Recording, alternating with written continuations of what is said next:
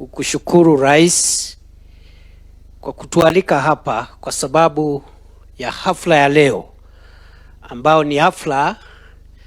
ya kutathmini jinsi Mungu ametuwezesha kama taifa mwaka huu ambao tunauaga leo usiku, mwaka wa 2025. Mheshimiwa Rais, tunakushukuru kwa sababu kupitia uongozi wako na kupitia neema ambayo Mwenyezi Mungu amekupatia, tumepiga hatua kadha kwa kadha kama taifa. Nataka niseme tu mawili. Ya kwanza, Mheshimiwa Rais, ni kwamba kupitia uongozi wako taifa letu limeweka msingi thabiti katika mambo ambayo ni mambo muhimu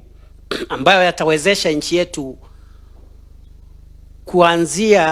kuanzisha safari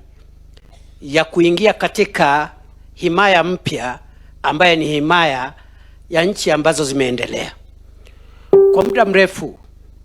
tumekuwa na matatizo katika mambo ya kilimo, uzalishaji wa kilimo,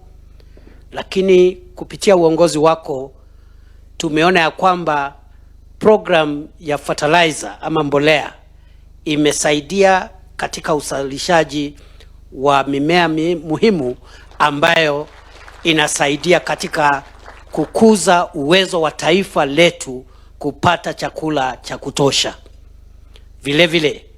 tumekuwa kwa muda mrefu tukitamani kuwa na uwezo wa wananchi wengi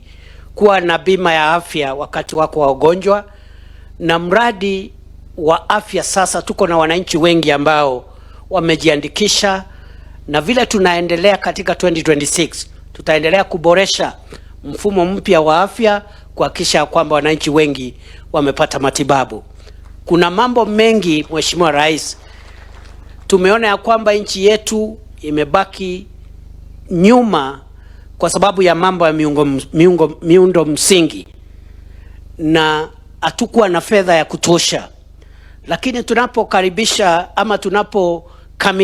mwaka wa 2025 kupitia uongozi wako, Mungu ametujalia na tumepata mbinu ya kuboresha barabara zetu,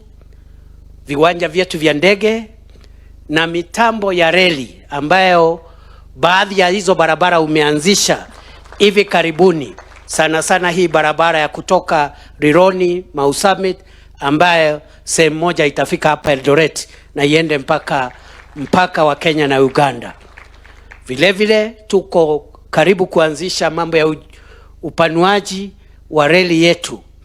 na kiwanja chetu cha ndege as we go to 2026. So Mr. President, our country's foundational development priorities are now in place, and 2026 can only be better in terms of accelerating and building on the foundation that you have provided for us now that the fundamentals are in place. Mheshimiwa Rais, kwa hivyo wakati tuko hapa ni lazima vile vile tukumbuke ya kwamba wakati huu wa mwisho wa mwaka, mimi sikumbuki ni siku gani taifa letu limekuwa na umoja ambao sasa uko katika taifa letu. For a long time we have been a bitterly divided nation,